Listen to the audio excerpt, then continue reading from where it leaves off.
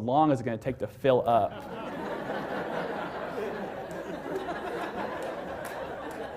That's how you know you've baited the hook, right? And that question off this right here is really fun for me because like the intro, I teach kids because of my inexperience. I teach the kids that are the most remedial, all right? And I got kids who will not join a conversation about math because there's like someone else has the formula. Someone else knows how to work the formula better than me, so I won't talk about it. But here, every student is on the level playing field of intuition. Like everyone's filled something up with water before. So I get kids answering the question, how long will it take? I got kids who are mathematically and conversationally intimidated joining the conversation. We put names on the board, attach them to guesses, and kids have bought in here. And then we follow the process I've described. And the best part here, or one of the better parts, is that we don't get our answer from the answer key in the back of the teacher's edition.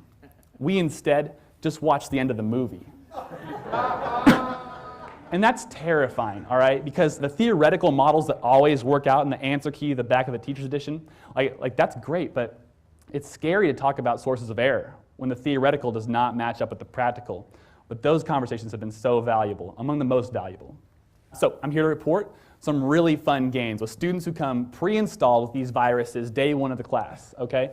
These are kids who now, one semester in, I can put something on the board totally new, totally foreign, and they'll have a conversation about it for 3 or 4 minutes more than they would have at the start of the year, which is just so fun. We're no longer averse to word problems because we've redefined what a word problem is.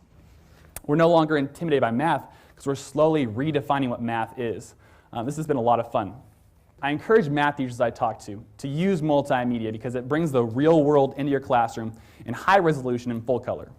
To encourage student intuition for that level playing field, to ask the shortest question you possibly can and let those more specific questions come out in conversation. To let students build the problem, because Einstein said so. And to finally, in total, just be less helpful. Because the textbook is helping you in all the wrong ways. It's helping you, it's buying you out of your obligation for patient problem solving and math reasoning to be less helpful. And why this is an amazing time to be a math teacher right now is because we have the tools to create this high quality curriculum in our front pocket. It's ubiquitous and fairly cheap. And the